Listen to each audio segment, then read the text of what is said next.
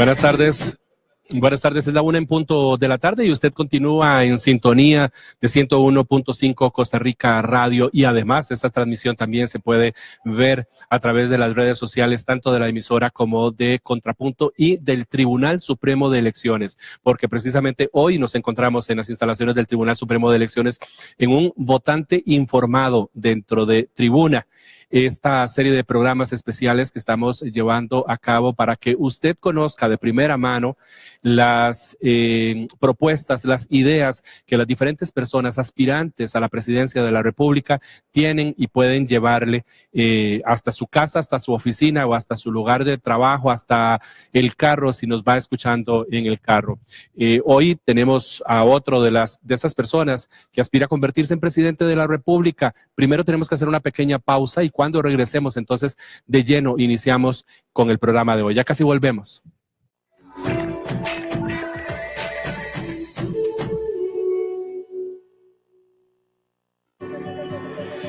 Yo tengo una cocinita de derivados de maíz. Toda mi familia depende de mis decisiones. Por eso me informo para tomarlas. Soy Melania Pérez, cocinera y artesana.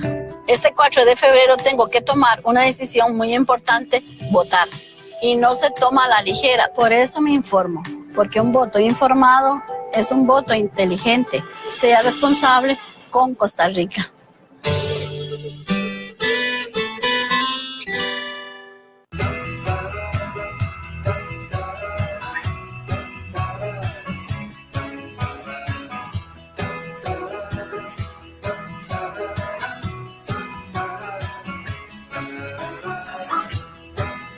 Cuando dialogamos, nos integramos como sociedad. Democracia es cuestión de actitud. Un mensaje del Instituto de Formación y Estudios en Democracia.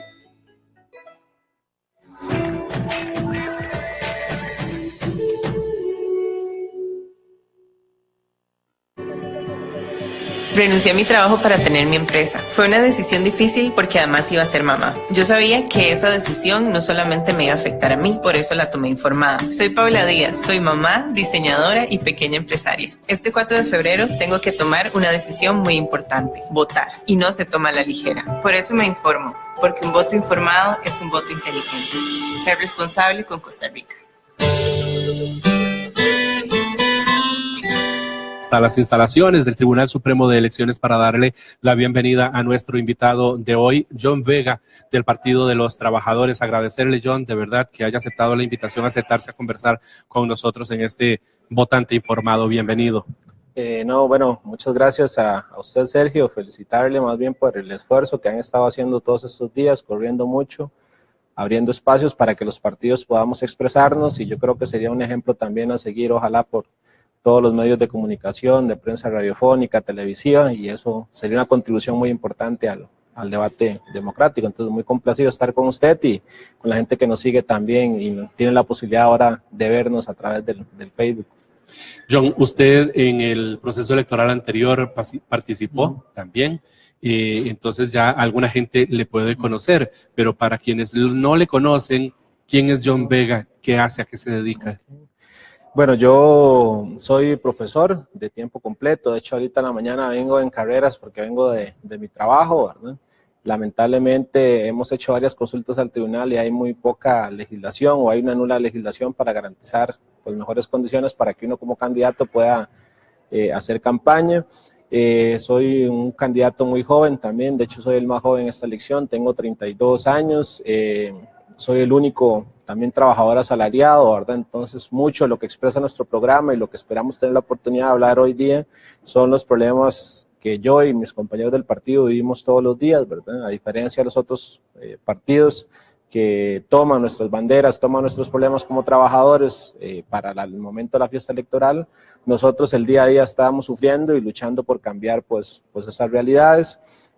Como decía, soy profesor de estudios sociales, me gradué en la Universidad de Costa Rica ya hace algunos años, trabajo en este momento en un centro penal en el calle Gerardo Rodríguez, en la zona de San Rafael de Alajuela, y me corresponde el honor y la enorme responsabilidad también de representar a un partido como el Partido de los Trabajadores en esta elección.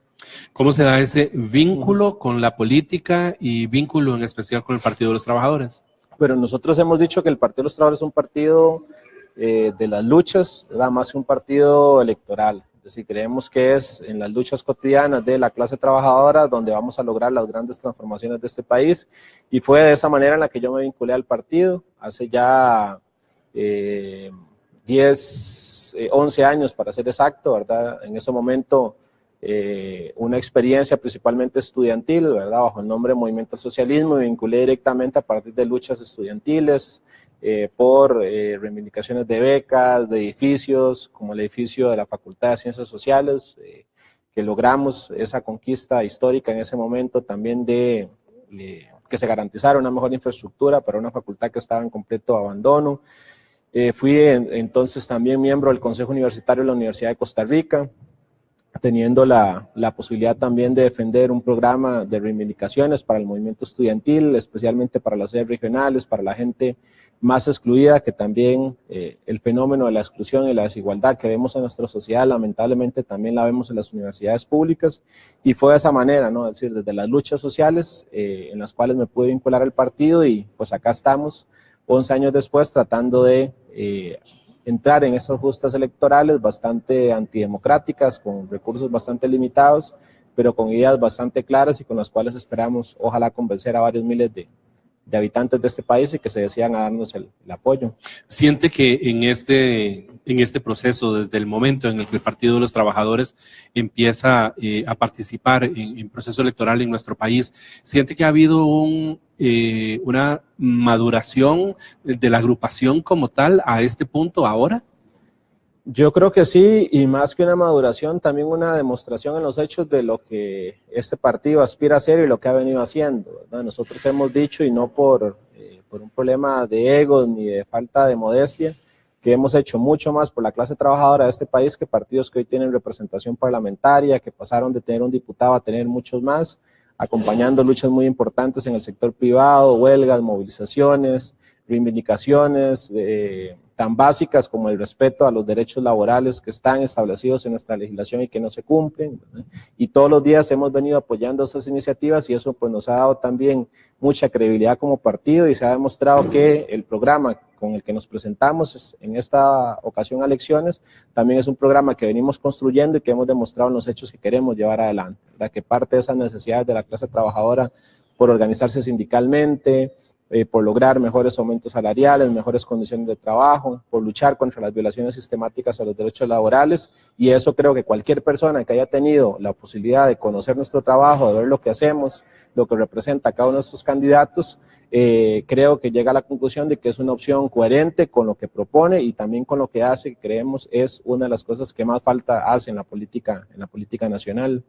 En el abanico de posibilidades donde la población costarricense podrá escoger en este proceso electoral 2018, hay actuales diputados, hay exdiputados, hay exministros, hay una gran cantidad de gente que puede tener más experiencia que usted. ¿Se siente capacitado para gobernar este país en este momento, John? Bueno, yo creo que primero quienes ya nos han gobernado han demostrado que son incapaces de resolver los problemas, ¿verdad? Entonces creo que no tienen ninguna legitimidad para cuestionarnos eso como trabajadores, y son los responsables por la crisis en las que estamos metidos y por los problemas que venimos arrastrando por décadas y que han sido irresueltos. Nosotros creemos que junto a la clase trabajadora este país se puede transformar, es decir, la gente que mueve este país no son los sectores empresariales que están financiando la inmensa mayoría de partidos políticos en la contienda electoral, es la gente que día a día se levanta y con su trabajo, con sus manos, con su fuerza de trabajo, hace posible que este país funcione, y es con esa gente que creemos vamos a transformar Costa Rica y vamos a llevar adelante las reivindicaciones que estamos planteando. Por ejemplo, ¿quién mejor que una persona que está trabajando hoy en el campo, que está siendo excluida, sabe lo que este país necesita producir y de qué forma habría que producirlo en una lógica muy distinta a la lógica del latifundio? ¿Quién mejor que un jurero que está en la fábrica sabe cómo funciona esa fábrica, qué es lo que se debería producir y cómo hacerlo? Lo que pasa es que se nos ha ido generando esa idea, ¿no?, de que la clase trabajadora lo que tiene que aceptar es ser gobernada por sus propios verdugos, los que cada 4 años se reeligen, se reparten puestos en el poder, y los que son incapaces de resolver nuestros problemas más básicos, ¿verdad? Y creemos que es necesario entonces que surja una herramienta política de la clase trabajadora que de sobra está demostrado tiene las capacidades no solo para gobernar, sino para hacer que este país funcione y avance y garantice las cosas más básicas que hoy lamentablemente no están garantizadas. Si la población en Costa Rica le beneficiara a usted con el voto y usted se convirtiera en presidente de Costa Rica, ¿qué sería lo primero que haría, John? Bueno, nosotros hemos puesto como prioridades absolutas dentro de nuestro programa, uno, acabar con el desempleo en este país. Creemos que hoy ya es posible acabar con el desempleo en Costa Rica, no tenemos que esperarnos muchos más años. Si nosotros, por ejemplo, en esta elección estamos planteando la necesidad de una reforma a la jornada de trabajo que rebaje la jornada de 48 a 40 horas y reparta el trabajo que ya existe entre más gente sin rebajar el salario. Eso de entrada nos permite contratar cerca de casi 400,000 personas más y se acaba el desempleo en este país. ¿Por qué no se hace? Bueno, porque eso implica justamente enfrentar y atacar los intereses de grandes sectores empresariales que prefieren seguir amasando grandes fortunas, llenándose de privilegios, de autos de lujo, de helicópteros, de mansiones en la playa, a costillas del esfuerzo y el trabajo que hacemos todos los días los trabajadores. Entonces, un problema tan básico como ese podría ser resuelto de manera, creemos nosotros, bastante sencilla si la prioridad fuera la inmensa mayoría de la población de este país, que somos la clase trabajadora, y no los intereses de un reducido grupo empresarial que es el que nos somete a altísimos niveles de explotación. Hago un paréntesis, perdone que le interrumpa, pero por ejemplo la reducción de una jornada laboral de 48 a 40 horas implicaría una reforma a nuestra legislación y por consiguiente eso tendría que ser aprobado en Asamblea Legislativa. ¿O no necesariamente? Sí, pero más que ser aprobado en la Asamblea Legislativa, tendría que ser fruto de la movilización de los trabajadores. Por ejemplo, la jornada de 8 horas diarias en este país y el Código de Trabajo lo conquistamos desde nuestra óptica, no en los años 40. Lo conquistamos desde las grandes huelgas bananeras de 1934 en adelante, huelgas de zapateros, de obreros que salían a manifestarse exigiendo esas reivindicaciones, y por eso decimos que es con esa gente quien vamos a hacer posible esas reivindicaciones, y eso pues por supuesto también que nos obliga a plantear una institucionalidad muy distinta que la que ha sido construida en este país, donde el Parlamento claramente está al servicio de proteger y garantizar los niveles de riqueza que se van acumulando en muy pocas manos, ¿verdad? Y olvidando o no atendiendo nuestras necesidades como trabajadores. Hay otras medidas que sí se puede... Hago otro paréntesis, perdón. Esa reducción en la jornada, sin que se presente una reducción en el salario que cada trabajador y trabajadora de este país recibe, le tiene que costar a alguien. ¿A quién le costaría? Le va a costar a los que hoy se están dejando la riqueza. Por ejemplo, nosotros creemos que hay que combatir primero una premisa falsa. Este país viene creciendo cerca del 4.5% anual.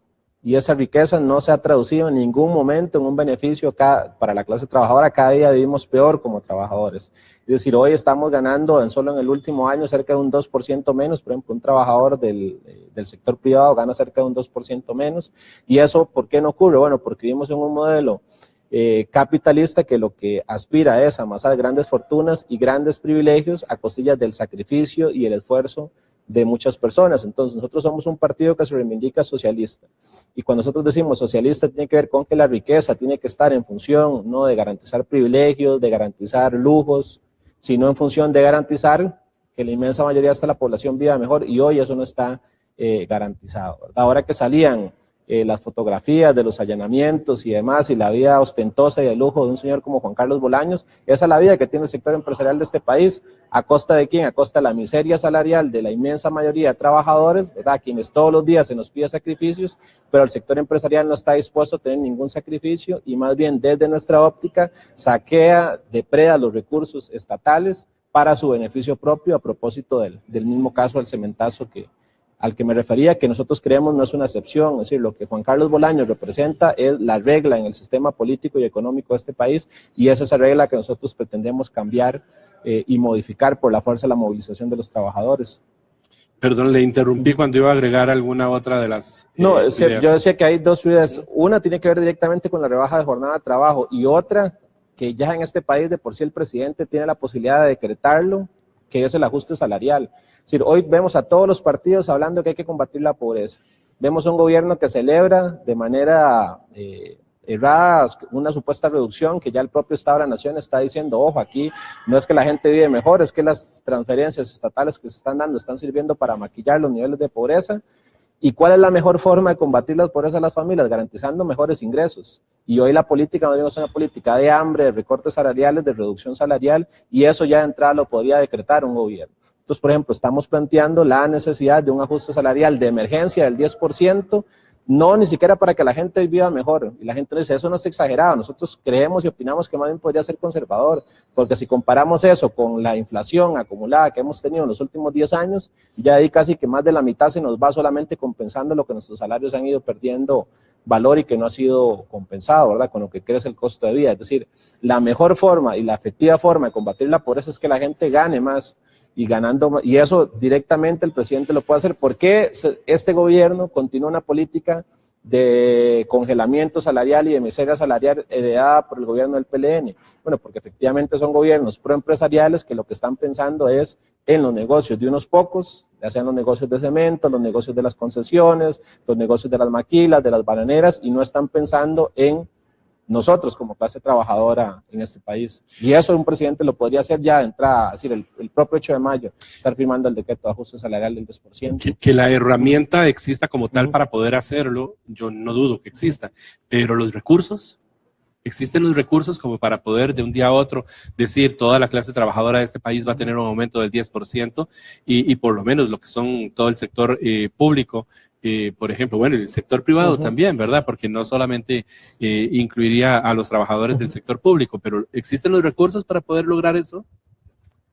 Bueno, yo más bien le haría la pregunta, ¿se puede demostrar que no existen esos recursos para hacerlo? Pues uno podría plantear la lógica completamente distinta, y hoy lamentablemente por el secreto bancario, el secreto de los libros contables de las empresas, ni siquiera eso podemos determinar. Entonces, ¿qué creemos que hay que ir a discutir? Hay que ir a discutir la riqueza que se está generando en este país y cómo hay que redistribuirla, porque las empresas se valen del secreto bancario, del secreto de los accionistas, de los acreedores de las distintas sociedades jurídicas constituidas, para argumentar supuestas caídas en sus ganancias, para no tributar, para cerrar, para despedir gente, y eso no se discute en este país. Es decir, la clase empresarial y el gobierno se creen con el derecho de discutir nuestros salarios, nuestros ingresos como trabajadores, pero nadie discute los ingresos del sector empresarial. Entonces, nosotros creemos y opinamos que sí, y lo que nos dicen los datos es que este país genera riqueza. Venimos creciendo al 4% anual en promedio, aún en los peores momentos de recesión económica mundial. ¿Y esa riqueza dónde fue a parar? ¿Quién en este país que nos escucha y nos ve vive mejor hoy?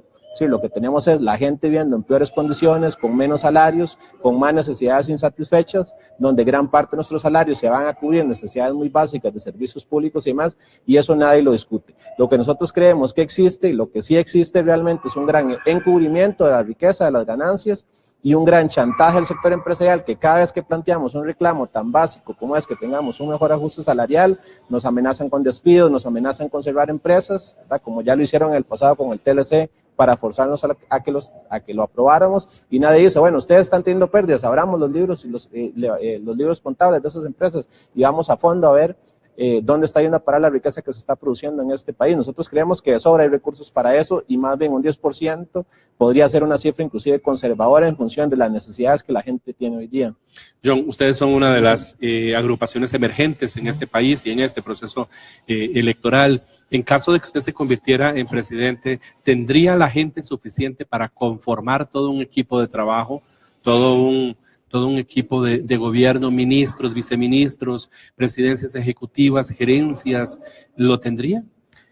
Lo tendríamos, y también plantearíamos una lógica y una institucionalidad muy distinta. Por ejemplo, nosotros dentro de nuestro programa estamos hablando de la necesidad de consejos democráticos populares en cada uno de los barrios, en cada una de las fábricas, que sean los que se definan cómo se gastan los recursos, de qué manera se invierten, y eso sería mucho más democrático que la institucionalidad que tenemos hoy día.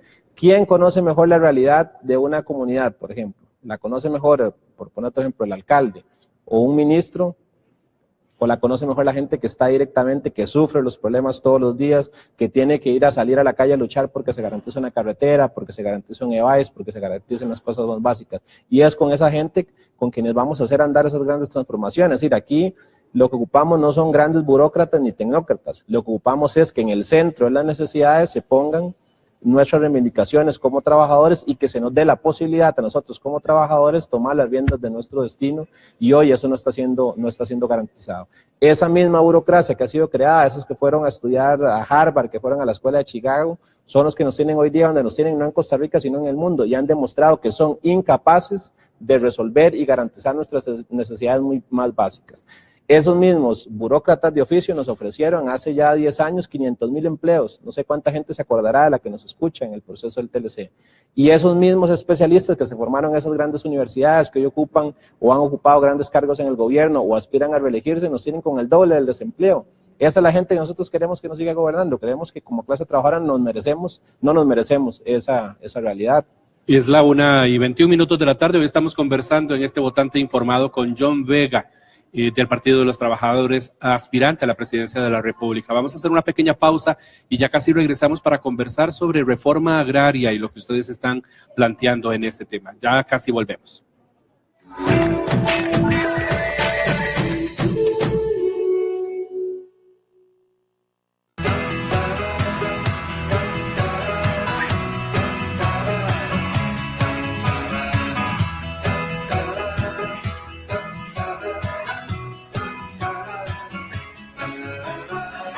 Porque siendo respetuosos y tolerantes, construimos una mejor sociedad.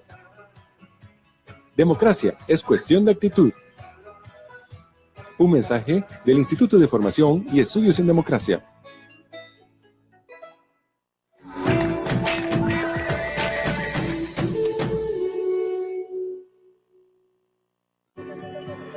Ser bombera es una tarea dura, con decisiones difíciles para ayudar a todas las personas. Por eso me informo para tomar las mejores decisiones. Soy la teniente Carolina Fernández del Cuerpo de Bomberos de Costa Rica. Este 4 de febrero me enfrento a una decisión muy importante: votar, que no se toma a la ligera. Por eso me informo, porque un voto informado es un voto inteligente.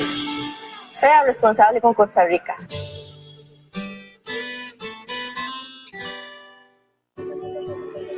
Renuncié a mi trabajo para tener mi empresa. Fue una decisión difícil porque además iba a ser mamá. Yo sabía que esa decisión no solamente me iba a afectar a mí, por eso la tomé informada. Soy Paula Díaz, soy mamá, diseñadora y pequeña empresaria. Este 4 de febrero tengo que tomar una decisión muy importante: votar. Y no se toma a la ligera. Por eso me informo, porque un voto informado es un voto inteligente. Ser responsable con Costa Rica.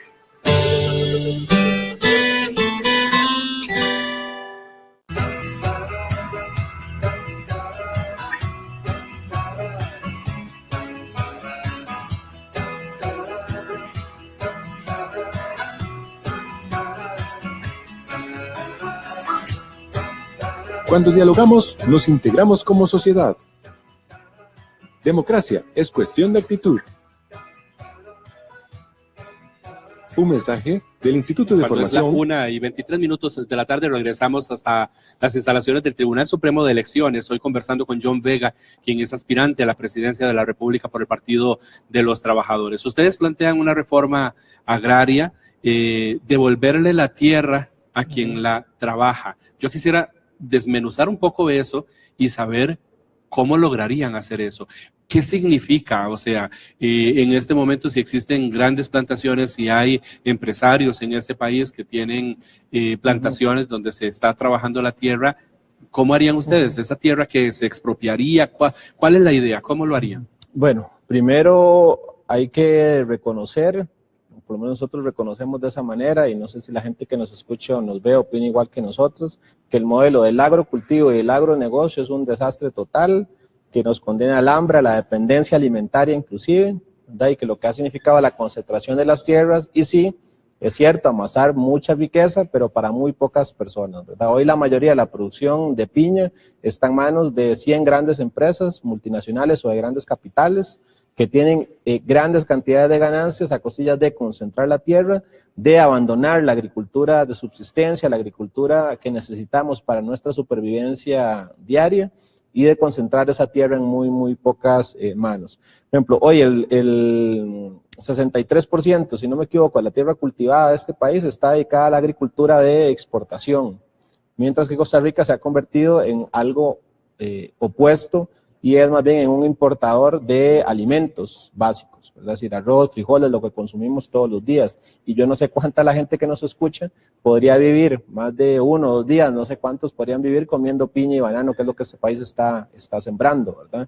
La tierra centralmente hoy está destinada a ese negocio. Pasamos de cerca de 2.000 hectáreas que teníamos en el año 2000 y ya hoy estamos por el orden de las 58.000 hectáreas sembradas de piña en este país. Es decir, son grandes desiertos de piña que es centralmente para la exportación, es decir, para la exportación de frutas. Y nosotros creemos que eso tiene que cambiar. ¿Cómo tiene que cambiar?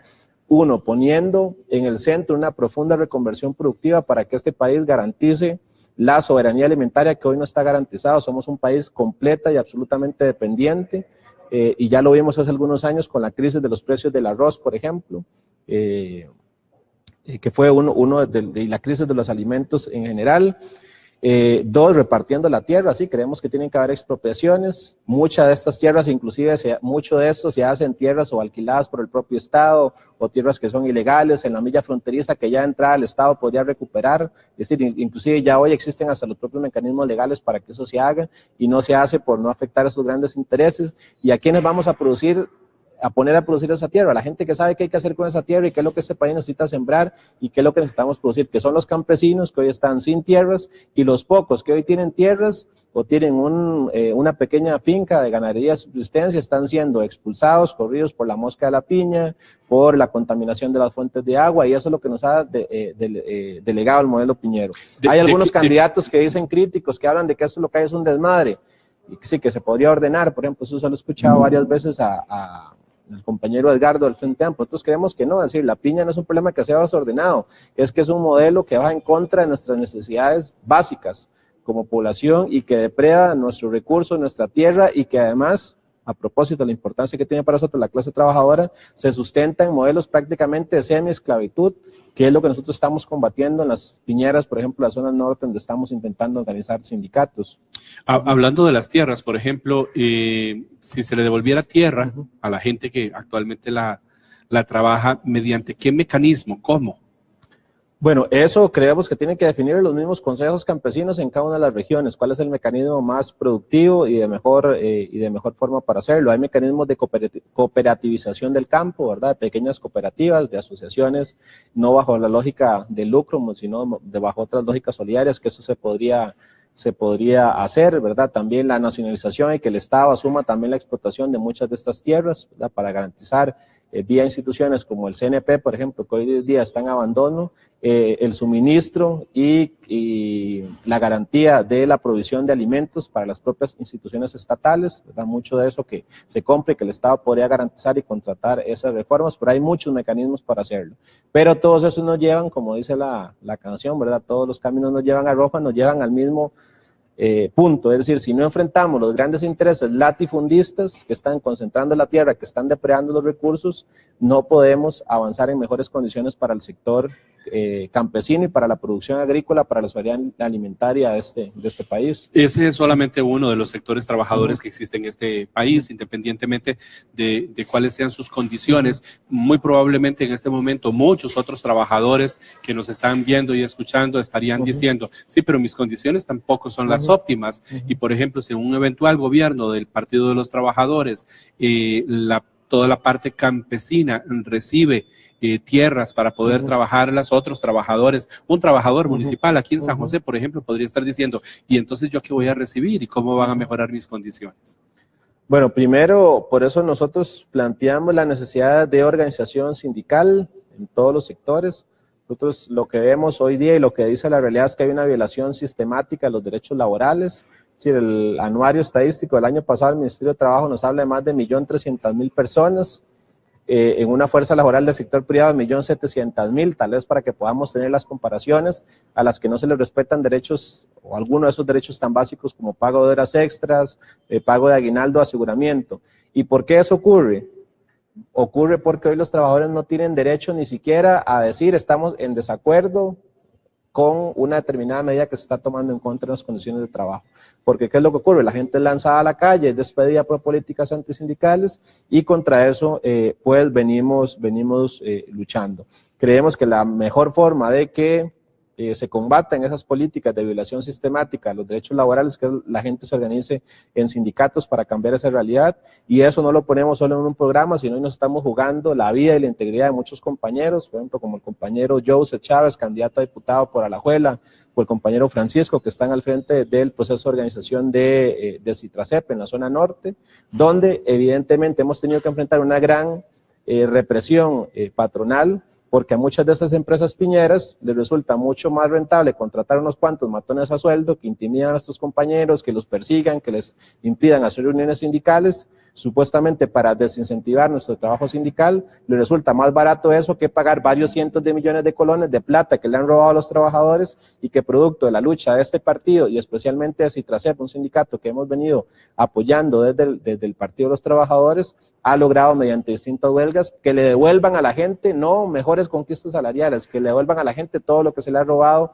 en el pago de prestaciones, en el no pago de aguinaldos. Por ejemplo, nosotros que nos estamos encontrando hoy en muchas piñeras, la gente nos llama y nos dicen, vean, queremos que aquí esté el sindicato, porque aquí resulta que a nosotros nos decía el patrono que por ser inmigrantes no tendríamos derecho al pago del aguinaldo, y tenemos 3, 4 años de estar trabajando en esta plantación y nunca se nos ha pagado aguinaldo, y hemos conquistado muchas empresas que se cumplen con lo básico que está ahí establecido. Entonces el Partido de los Trabajadores creemos que de sobra tiene en los hechos demostrado que sin tener inclusive representación parlamentaria, sin estar en el gobierno, hemos puesto en el centro de nuestras preocupaciones, en el centro de nuestro trabajo, las reivindicaciones de la clase trabajadora de este país, a diferencia de los partidos que hoy están representados en la Asamblea Legislativa y lo que han hecho es ir avanzando en una serie de combos de propuestas, de reformas que son completamente lesivas para nuestros intereses como trabajadores. Hace relativamente poco se liberaron las telecomunicaciones aquí en este país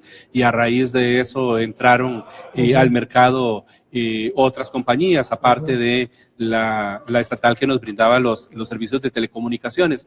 Cuando usted habla de nacionalización de algunos servicios, por ejemplo, en caso de que el Partido de los Trabajadores llegara a la presidencia de la República, ¿qué pasaría con las telecomunicaciones? ¿Se nacionalizaría otra vez el servicio?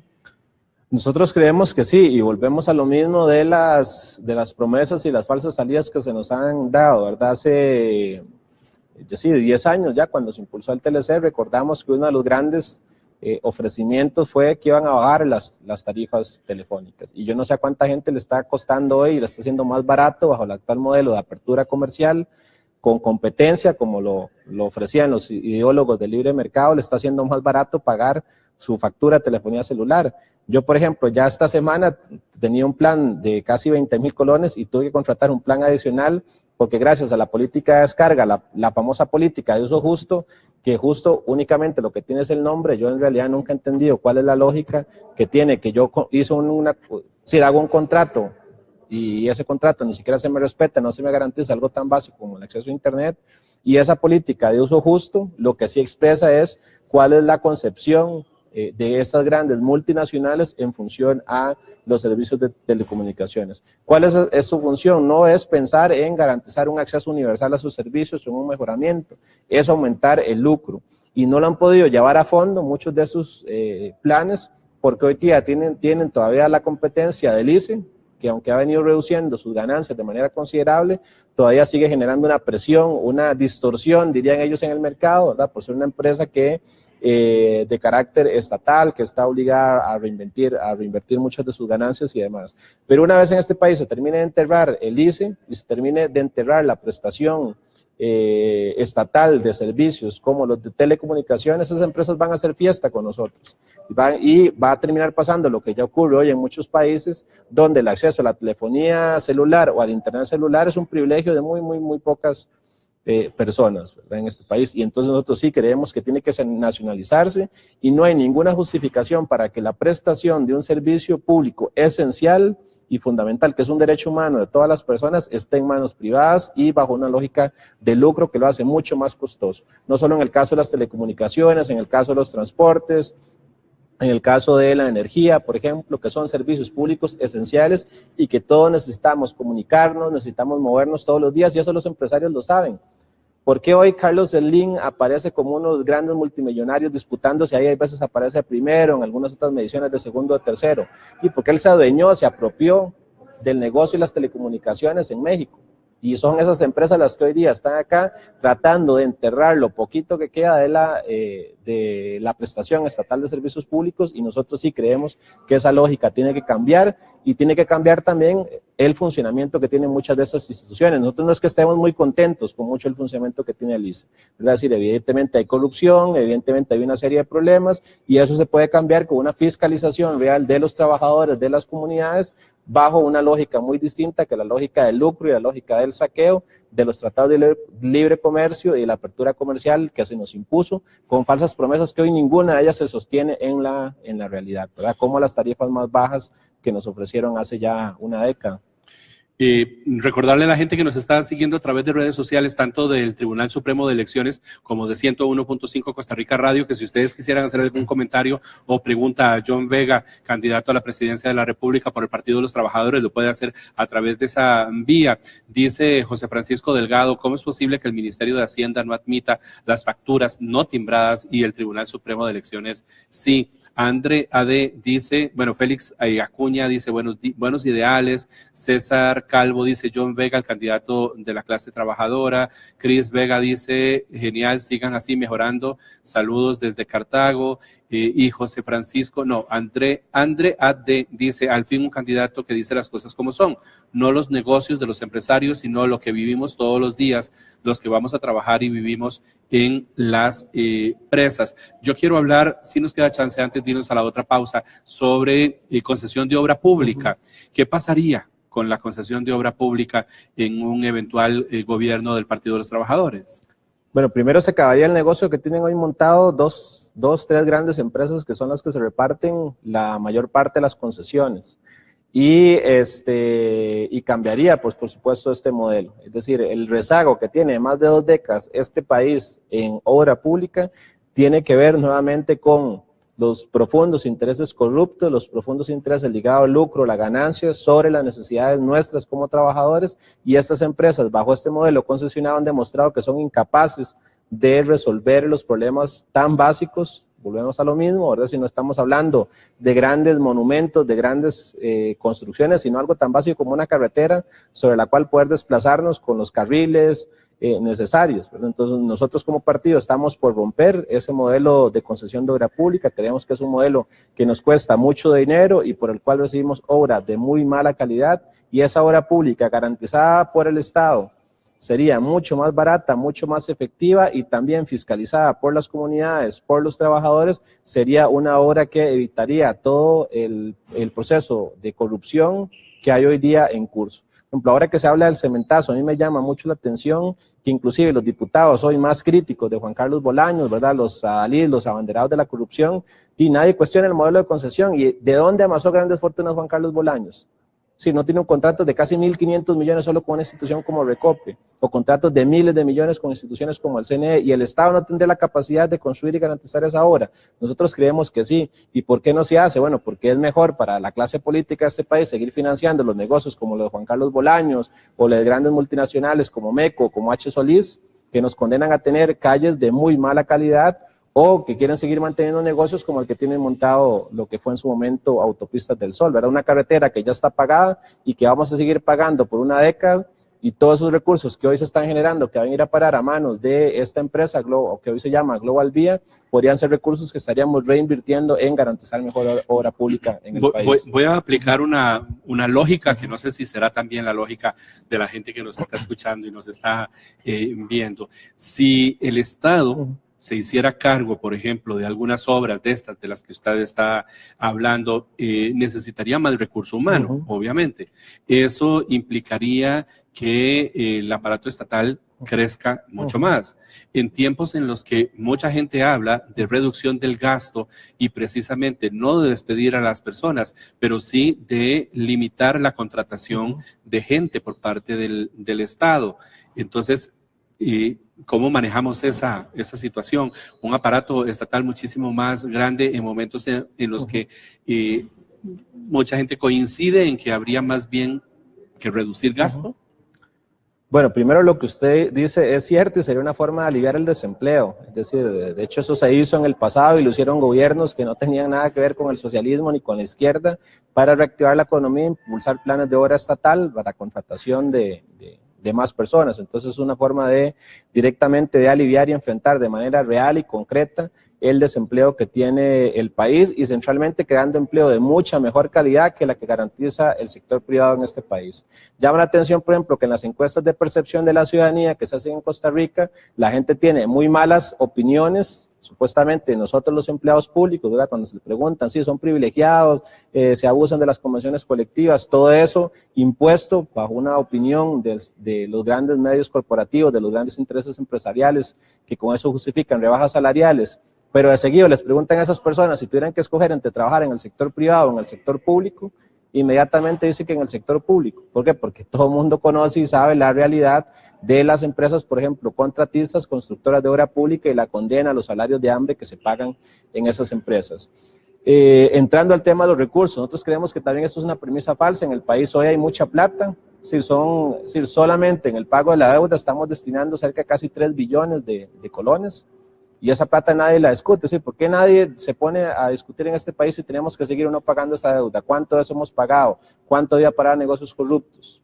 Nosotros creemos que debe haber una suspensión inmediata de esos pagos y solo con eso tendríamos, por ejemplo, para garantizar cerca de 1.300 kilómetros de carreteras, como esta que se acaba de inaugurar en la hora de Liberia. Con solo que se combatiera la evasión fiscal, que el gran sector empresarial de este país, que hoy tiene que pagar impuestos y no lo hace, tendríamos plata para destinar el doble, es decir, el doble de lo que hoy debería destinarse a educación, que es el 8% del PIB, que no se hace. Sí, andamos por cerca del 7.4 y la evasión fiscal anda cerca del 8%. Con solo que cobráramos eso tendríamos para tener el doble, es decir, tener el doble de universidades, el doble de escuelas. ¿Y eso por qué no se hace? Porque tiene que haber una definición de clase. Usted o sirve a los intereses de la clase trabajadora y va a fondo con sus reivindicaciones o termina garantizando los negocios de unos pocos, que ha sido la historia recurrente de este país durante décadas y es con esa historia con la que nosotros nos proponemos. ¿Cómo lograrían ustedes una buena recaudación fiscal? Bueno, primero tienen que haber medidas ejemplarizantes para quien evade el fisco. Aquí no sé cuánta gente conocen ustedes que haya ido a parar presa por evadir. Es decir, tuvimos hace poco 2 escandalosos casos ligados a 2 grandes corporaciones mediáticas de este país y que una vez que las pescan evadiendo, ¿qué es lo que hacen? Van y negocian arreglos de pago, terminan pagando ese dinero.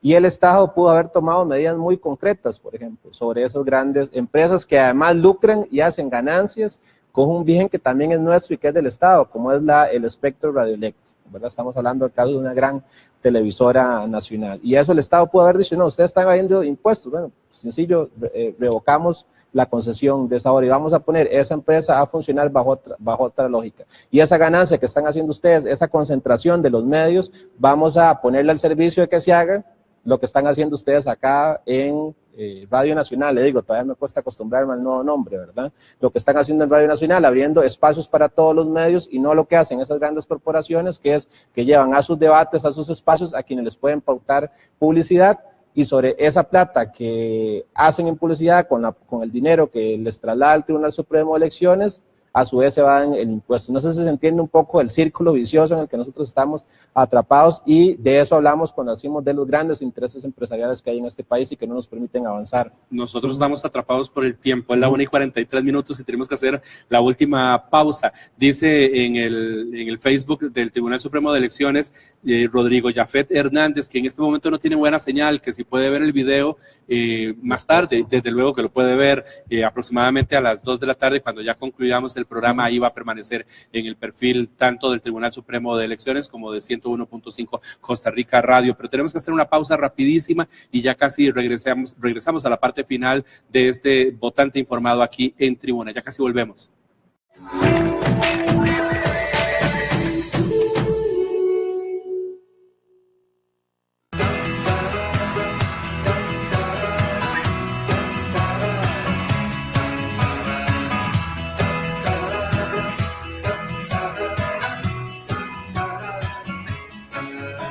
Cuando asumimos la responsabilidad, somos una mejor sociedad.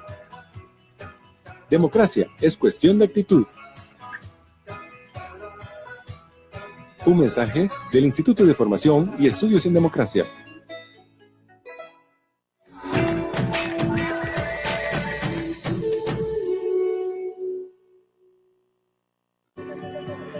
Ser bombera es una tarea dura, con decisiones difíciles para ayudar a todas las personas. Por eso me informo para tomar las mejores decisiones. Soy la teniente Carolina Fernández del Cuerpo de Bomberos de Costa Rica. Este 4 de febrero me enfrento a una decisión muy importante: votar, que no se toma a la ligera. Por eso me informo.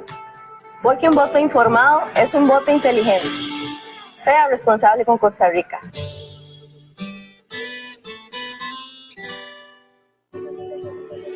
Renuncié a mi trabajo para tener mi empresa. Fue una decisión difícil porque además iba a ser mamá. Yo sabía que esa decisión no solamente me iba a afectar a mí, por eso la tomé informada. Soy Paula Díaz, soy mamá, diseñadora y pequeña empresaria. Este 4 de febrero tengo que tomar una decisión muy importante: votar. Y no se toma a la ligera. Por eso me informo, porque un voto informado es un voto inteligente. Ser responsable con Costa Rica.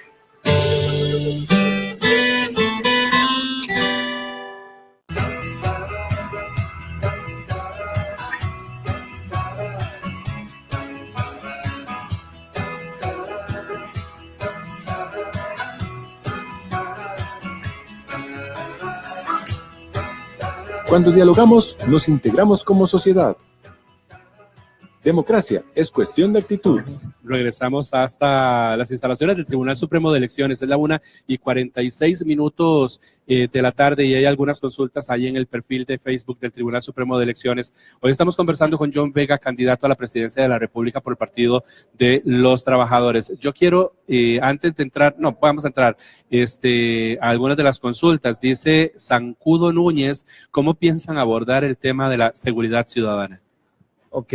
Bueno, primero nosotros no creemos que con más represión vamos a vivir más seguros, y eso es una premisa que también defendemos como partido. Es decir, si no se combate el desempleo, la pobreza con medidas reales como las que estamos planteando, ¿verdad? La reforma laboral de las 40 horas, el ajuste salarial del 10%, los niveles de criminalidad e inseguridad van a seguir creciendo en este país. Hace algunos años ya se aprobó los tribunales de flagrancia, ¿no?, que se supone que iban a hacer que todos nos sintiéramos más seguros a la hora de transitar por las calles, y eso significó cerca de casi 3,000 condenas al año nuevas, y no sé cuántos de nosotros nos sentimos más seguros cuando transitamos por las calles. Creo que absolutamente nadie, ¿verdad? ¿Por qué? Porque siguen creciendo los niveles de desigualdad, los niveles de desempleo, el alto costo de vida, y que lleva de manera indeterminable a gran cantidad de gente, lamentablemente, a ser presa del flagelo de la delincuencia, de las drogas. Según nosotros, sí creemos que hay que discutir en este país el tema de la política de drogas. Es decir, hoy el grueso de la delincuencia está asociada a el negocio clandestino del narcotráfico, y nosotros creemos que la mejor forma de atacar las ganancias que hoy tiene el narco es la legalización y el control muy estricto de la provisión de drogas que se da hoy día en el país. Es decir, paradójicamente, hoy cada vez invertimos más en políticas represivas para perseguir el trasiego de drogas, y cada vez se distribuyen, aumentan los niveles de trasiego de drogas. Es decir, por cada tonelada que decomisan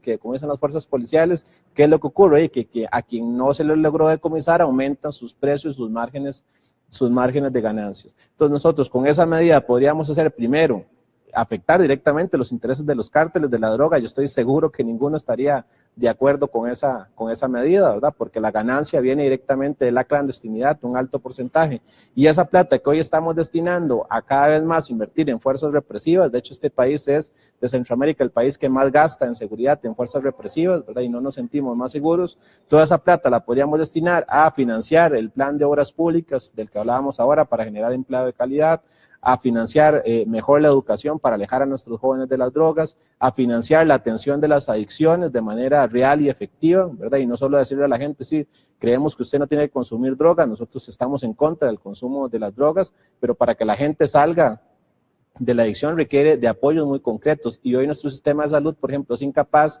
de tratar las adicciones y lo que hay son centros privados, que algunos son bastante costosos, o centros de caridad, y eso debería ser una política estatal, ¿verdad? Y toda esa plata que hoy está yendo una carrera represiva no está significando ni que vivamos más seguros. ¿Y qué está haciendo? Está centralmente encarcelando a la gente más joven, que es la que va a parar presa, y no a los grandes capos de narcotráfico que se mueven libremente en toda la región, amasando grandes fortunas, trasegando grandes toneladas, y somos incapaces de derrotar eso porque la política represiva y punitiva desde nuestra óptica ha fracasado y seguirá fracasando. Dice Iván Calvo, allí también en la transmisión del Facebook en el Tribunal Supremo de Elecciones, que cómo ven ustedes el tema de la canasta básica. ¿Habría una canasta básica en un gobierno del Partido de los Trabajadores? Creemos que es necesario rediscutir la canasta básica, que es necesario rediscutir inclusive la metodología de ajustes salariales que hoy se tienen en el país, ¿verdad? Y que por eso todos son a la baja, y hay grandes necesidades que hoy no están cubiertas. Por ejemplo, la gente que nos escucha, no sé a cuánto les alcanza su dinero para ir al teatro, y nosotros defendemos el acceso a la cultura de la gente, es decir, la gente tiene que renunciar a cosas más básicas, a comprar un libro, que por cierto ahora al gobierno también se le ocurrió la genial idea, si de por sí ya no eran caros, ¿verdad?, intentar grabarlos con un 4%, afectando a la poca gente que tiene que hacer un gran sacrificio para poder accesar al conocimiento o a la cultura, y nada de eso se reconoce, y gran parte de nuestros salarios hoy día son consumidos por el costo de los servicios públicos, los servicios de transporte, y tenemos gran cantidad de necesidades insatisfechas. Entonces hay que discutir una canasta ampliada, hay que discutir un salario mínimo vital, cuánto es lo que necesita la gente para vivir y garantizar sus cosas más básicas en este país. Eso no se discute. Es decir, hay una canasta básica que es completamente insuficiente, ¿verdad? Y claramente el arroz y los frijoles y los servicios públicos no garantizan que nosotros tengamos acceso a otro montón de cosas que hoy nos están siendo impedidas, y creemos que es necesario ir a discutir con los trabajadores ese salario mínimo vital, porque la gente nos dice, está mal que lo que sí sabemos es que está mal que la inmensa mayoría de la población en este país viva con salarios de menos de 350,000 colones.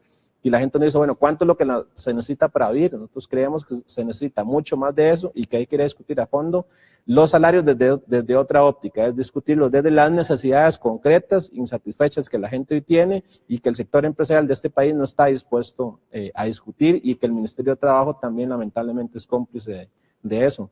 ¿En qué casos el Partido de los Trabajadores, y usted específicamente, don John Vega, candidato a la presidencia, estaría de acuerdo con el aborto? Bueno, primero nosotros creemos que hay que reconocer que el aborto es una realidad. Entonces, Sergio, independientemente de lo que usted o yo opinemos, independientemente de nuestras creencias, nuestras convicciones, el estudio, uno de los últimos que yo conocí, el 2007, calculaban cerca de 27,000 abortos al año en el país. La UNPA, un organismo de la ONU, acaba de publicar un estudio. Ellos estiman cerca de 48 millones de abortos en países en vías de desarrollo. Y nuestra discusión como partido es qué les decimos a todas esas mujeres que hoy deciden abortar y lo tienen que hacer en condiciones de clandestinidad porque está prohibido, lo tienen que hacer en condiciones insalubres y comprometen su vida. Nosotros como partido les decimos que vamos a defender su derecho a elegir y a elegir sobre sus cuerpos, y que nadie más tiene que determinar si ese embarazo va a llevarse a término. Es decir, no es ni la legislación, ni la iglesia, ni nuestras convicciones como hombres los que tienen que imponerse, sino tiene que imponerse la decisión de la mujer, y por eso estamos a favor de que se legalice el aborto para quienes así quieran hacerlo, y eso tiene que ver con otras medidas muy concretas. Por ejemplo, el tema del acceso a la anticoncepción, que en este país es sumamente cara. Es decir, nosotros tenemos casos, y los hemos escuchado probablemente todos en nuestra cotidianidad, ¿verdad?, de mujeres que han terminado embarazadas porque, pese a que tienen una relación estable con sus parejas, como no tienen seguro, no tienen aseguramiento, no tienen acceso al sistema de salud pública, entonces no se les provee de píldoras anticonceptivas. Y yo podría hablar de muchos casos de esos que son muy comunes en la clase trabajadora. Entonces tiene que haber una anticoncepción de calidad, tiene que haber una educación sexual también para que la gente aprenda a decidir sobre su cuerpo, sobre sus relaciones interpersonales, sobre sus relaciones afectivas, ¿verdad? Una educación sexual responsable, y eso nos va a permitir también prevenir los embarazos no deseados y prevenir los abortos. Y tiene que haber, creemos, es una necesidad de salud pública y una necesidad para preservar las vidas de las mujeres, el derecho al aborto para las mujeres que así deciden hacerlo, con el debido acompañamiento del sistema de salud público, del sistema estatal, porque lo que está en juego es su vida. Hay todo un debate, ¿no?, si la vida empieza a la concepción o no. Es decir, está demostrado científicamente, inclusive, que el aborto, para poderse practicar sin comprometer la salud de las mujeres, tiene que hacerse antes de los primeros 3 meses de gestación, ¿verdad?, que es cuando se da el proceso de formación del embrión, ¿verdad? Pero lo que sí es cierto es que allá hay una vida que existe y una vida que tiene implicaciones emocionales, implicaciones sentimentales, depresivas, que se va a ver obligada bajo las actuales condiciones prohibitivas a abortar en condiciones de clandestinidad. Entonces, nosotros qué decimos para cerrar es, si usted está en contra del aborto, pide su derecho. Es decir, yo soy padre de familia y junto con mi pareja decidimos ser padres.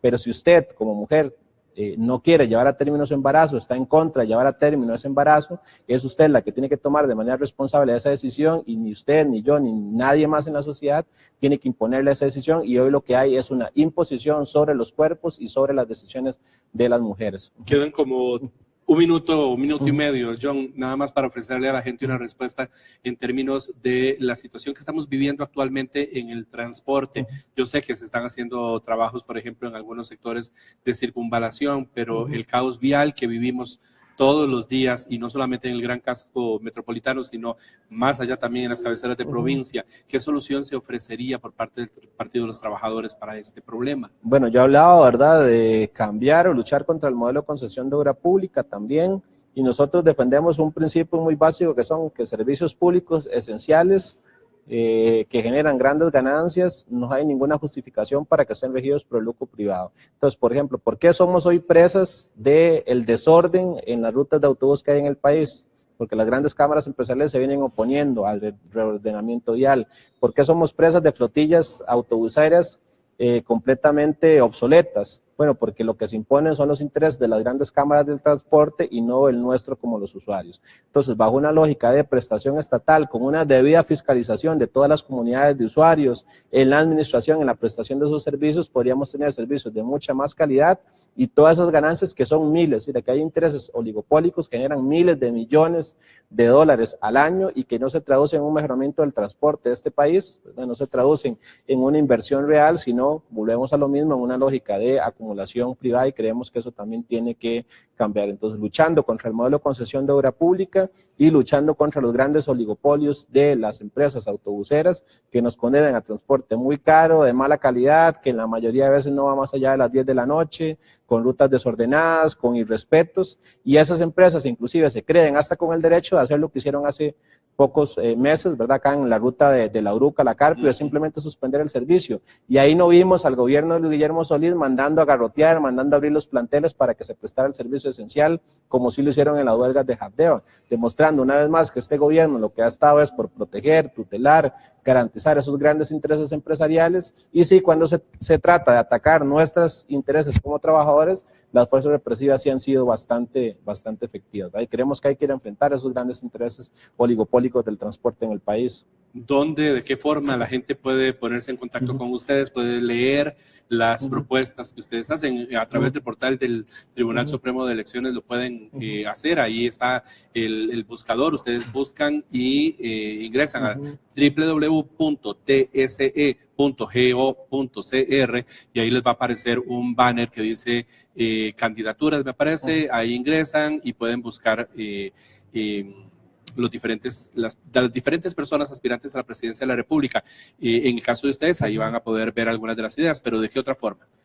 Bueno, nuestra página en Facebook nos pueden buscar como Partido de los Trabajadores Costa Rica, nos pueden buscar en internet también como www.ptcostarrica.org, nuestro medio digital también www.socialismohoydigital.com, ¿verdad? Que son medios también de información y accesar a las propuestas nuestras como Partido de los Trabajadores, que ahí nos van a ver, ¿verdad? Van a ver mi foto en el caso de la papeleta presidencial, nuestra bandera roja con las letras PT en amarillo, mi nombre como John Vega en la papeleta presidencial y también las papeletas diputadiles en todas las provincias también, donde hemos presentado en todas ellas, en las 7 provincias, candidatos a diputados, porque también creemos que es necesario que haya una representación que ponga en el centro nuestras necesidades como clase trabajadora, que hoy creemos no están representadas en la Asamblea Legislativa. John, muchísimas gracias por habernos acompañado en este votante informado de Tribuna. Gracias a usted, Sergio, y más bien de nuevo felicitarle por el esfuerzo y la apertura de espacios como estos, que son muy necesarios y muy provechosos para partidos como el nuestro, que no tienen la publicidad no tienen la posibilidad de pautar publicidad ni de comprar espacios televisivos o radiofónicos tampoco, y eso es un aporte invaluable para nosotros. Así que muchas gracias y muy complacido. Muchísimas gracias. Era John Vega, candidato a la presidencia de la República del Partido de los Trabajadores. Nosotros nos tenemos que despedir, es la 1:59 de la tarde, pero nos volvemos a encontrar 1 en punto a través de los 101.5 Costa Rica Radio. Que pasen excelente tarde.